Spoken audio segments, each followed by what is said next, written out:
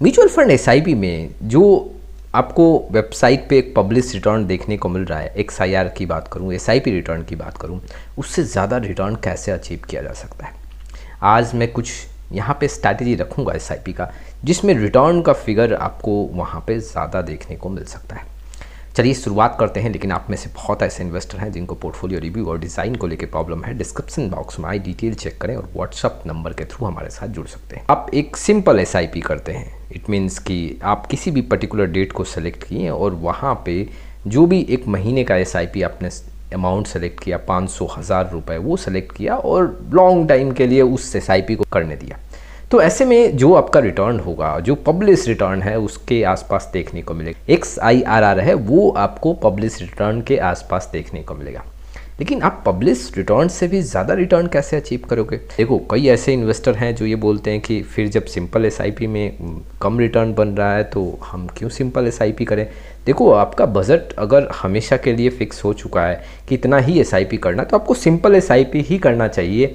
जी हाँ, जब आपका इनकम इंक्रीज़ नहीं हो रहा है तो फिर वहाँ पे आपको अपने एसआईपी अमाउंट को भी इंक्रीज़ नहीं करना चाहिए। और ऐसा नहीं है कि सिंपल एसआईपी से रिटर्न नहीं बन सकता, रिटर्न बनता है, लेकिन उससे भी अगर ज़्यादा आपको रिटर्न अचीव करना है तो यहाँ पे क्या स्ट्रैटेजी आपको अपनाना पड़ेगा। देखो, एक दूसरा जो ऑप्शन है step up SIP. Step up SIP में आपका कॉर्पस काफ़ी बड़ा हो सकता है, लेकिन यहाँ भी जो रिटर्न होगा वो पब्लिश रिटर्न से कम देखने को मिलेगा। पब्लिश रिटर्न का मतलब यहाँ पे है कि जैसे कोई आप एक म्यूचुअल फंड का एग्जांपल ले लो, Axis small cap mutual fund. Axis small cap mutual fund का एक्सआईआर चेक करो, जी हाँ, कि पिछले 1 साल, 2 साल, 3 साल, 5 साल में कितना रिटर्न देखने को मिला। अगर मान लो पिछले 5 साल में ऑन द एवरेज वहाँ पे 18% का रिटर्न दिख रहा है, तो वो एक पब्लिश रिटर्न है। उसको हम कैसे बीट करें, इस स्ट्रैटेजी को समझेंगे। स्टेप अप एसआईपी में जी हाँ, हर साल आप कुछ ना कुछ परसेंट एसआईपी में अमाउंट इंक्रीज कर रहे हो, उसमें भी आपको पब्लिश रिटर्न ही देखने को मिलेगा। इस स्ट्रैटेजी से आपका कॉर्पस जो है वो काफ़ी जल्दी तैयार कर सकते हो। जहाँ पे आपका एक 10 साल में एसआईपी का कॉर्पस तैयार करने का स्ट्रैटेजी था, इस स्ट्रैटेजी से 7 से 8 साल में आप कॉर्पस तैयार कर सकते हो। स्ट्रैटेजी से जल्दी आप एक बहुत बड़े टारगेट के पास पहुंच सकते हो। अब एक आता है टॉप अप एसआईपी। जी हाँ, एसआईपी आप कर रहे हो, उसके साथ कुछ टॉप अप करो। आप इसको ये भी कह सकते हो कि एसआईपी विथ लमसम। जी हाँ, ये जो स्ट्रैटेजी है ये काफ़ी ज़्यादा कामयाब है। और इस स्ट्रैटेजी के साथ आपको जो एक पब्लिश रिटर्न है, मान लो जैसे मैंने एक एग्जांपल लिया axis small cap mutual fund का, यहाँ पे 5 साल का जो एसआईपी एनुअल रिटर्न है, एक्सआईआर की बात कर रहा हूँ, वहाँ पे 18% है।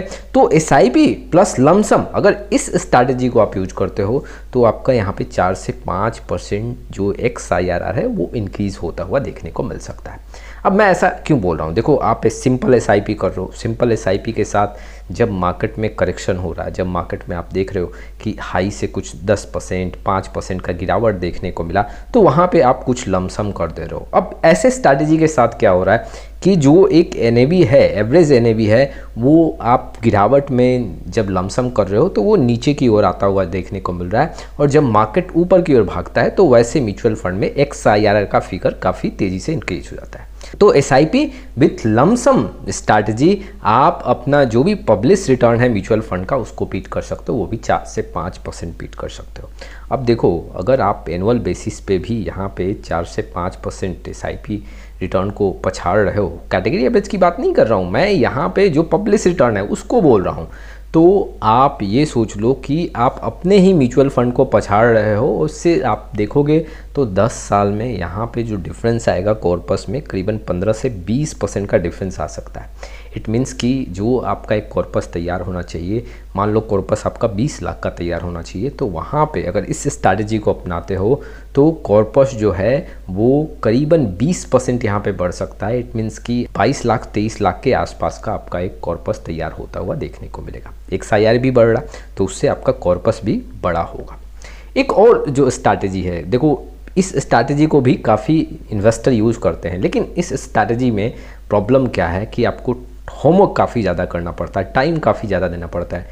जी हाँ, हम मैनुअल एसआईपी की बात कर रहे हैं। मैनुअल एसआईपी में जैसे मैंने एक सिंपल एसआईपी की बात की, वहाँ पे आप क्या कर रहे हो कि एक पर्टिकुलर डेट सेलेक्ट किया और एसआईपी डिडक्ट हो रहा ऑटोमेटिक। मैनुअल एसआईपी की बात क्या है कि आप कोई डेट सेलेक्ट नहीं किए हो, उस मंथ के किसी पर्टिकुलर डे में जब आप देख रहे हो कि मार्केट में कुछ अच्छा खासा गिरावट है, उस दिन एसआईपी कर देते हो और वहाँ पे अपने इन्वेस्टमेंट को उस मंथ के लिए पूरा कंप्लीट कर देते हो। तो कोई पर्टिकुलर फिक्स डेट नहीं रखा, लेकिन मंथ में गिरावट कहीं ज़्यादा देखने को मिला तो वहाँ पे आपने एसआईपी अमाउंट को इन्वेस्ट कर दिया। तो अगर आप इस स्ट्रैटेजी के साथ जाते हो तो यहाँ भी 2 से 3% आप जो एक पब्लिश रिटर्न है से ऊपर आपको देखने को मिलेगा। लेकिन प्रॉब्लम इसमें काफ़ी ज़्यादा है। इसमें प्रॉब्लम क्या है कि कई बार मार्केट आपको मंथ में डाउन देखने को नहीं मिलेगा, तो वहाँ पे आपका डिसिप्लिन ब्रेक हो रहा है, पैसा इन्वेस्ट नहीं होगा। दूसरा जो प्रॉब्लम क्या है यहाँ पे कि मार्केट में जब करेक्शन होता है तो कई बार आपको लगता है कि और गिरेगा और कई बार फिर रिकवर कर जाता है। तो ये एक प्रॉब्लम आपके सामने कई बार देखने को मिलेगा। उसके लिए स्ट्रैटेजी तैयार किया जा सकता है, लेकिन इसमें आपको समय काफ़ी ज़्यादा देना पड़ेगा। आपको हर दिन ऐसे म्यूचुअल फंड के एनएबी को ट्रैक करना पड़ेगा, मार्केट को ट्रैक करना पड़ेगा। इसमें हो सकता है कि आप कामयाब ना हो, लेकिन अगर आप समय दोगे तो यहाँ भी आप पब्लिश रिटर्न से 2 से 3% आप ज़्यादा अचीव कर सकते हो। चलिए आगे बढ़ते हैं, नेक्स्ट स्ट्रैटेजी की बात करते हैं जो काफ़ी नया है। अगर आप एसआईपी करते हो, मंथली एसआईपी कर रहे हो या फिर मैनुअल एसआईपी मंथली बेसिस पे आप कर रहे हो, आप ऐसा भी कर सकते हो कि आप क्वार्टरली एसआईपी करो और क्वार्टर में जब आपको मार्केट काफ़ी सस्ता देखने को मिले, 3 महीने में अगर आपको देखने को मिलेगी करीबन 2% 5% वहाँ पे गिर गया है मार्केट, तो वहाँ पे आप कुछ इन्वेस्टमेंट कर दो। जो भी आपका 3 महीने का एसआईपी का बजट है उसको आप इन्वेस्ट कर दो। और अगर मान लो 3 महीने में आपको बॉटम नहीं दिखा, मार्केट में कुछ वहाँ पे अपॉर्चुनिटी नहीं दिखा, तो उस 3 महीने का जो भी एसआईपी है वो तीसरे महीने के लास्ट वीक में आप इन्वेस्ट कर सकते हो। मार्केट कैसा भी कंडीशन हो, आप तीसरे मंथ के लास्ट वीक में आप इन्वेस्ट कर सकते हो। इस स्ट्रैटेजी के साथ भी आप अपने एसआईपी के रिटर्न को, जो पब्लिश रिटर्न है, उसको पछाड़ सकते हो। देखो, ये जो मैंने सबसे लास्ट स्ट्रैटेजी बताया, इसमें कई बार मार्केट आपको ऑप्शन नहीं देगा, तो वैसे कंडीशन में तीसरे मंथ का लास्ट वीक है, उसमें पैसा इन्वेस्ट करना ही करना होगा।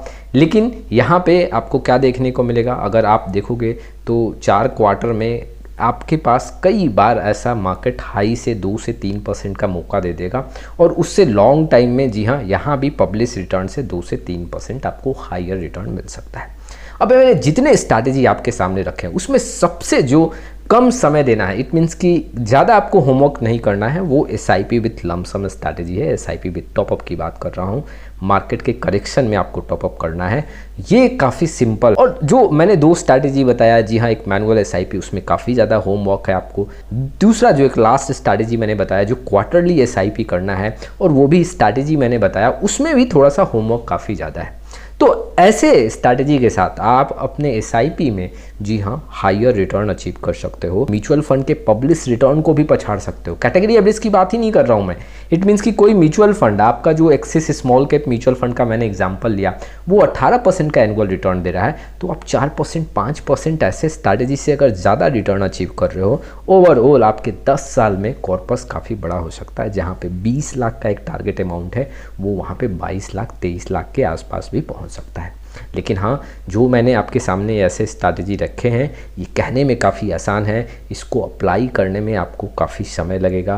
मार्केट का समझ भी आपको होना चाहिए। अगर आपको मार्केट का समझ नहीं है तो ऐसे स्ट्रैटेजी का कोई फ़ायदा नहीं। सिंपल एसआईपी और स्टेपअप एसआईपी के साथ जाएं, वे वैसे इन्वेस्टर के लिए है जो कुछ यहाँ पे मार्केट का एक्सपीरियंस ले चुके हैं और वहाँ पे कुछ मार्केट के अप एंड डाउन को समझते हैं। तो ये कुछ इन्फॉर्मेशंस थे जो इन्वेस्टर के लिए इंपॉर्टेंट थे। आपका क्या राय है इस वीडियो को लेके, कमेंट बॉक्स में जरूर आए। फिर मिलेंगे एक नए वीडियो के साथ, तब तक के लिए जय हिंद, जय भारत।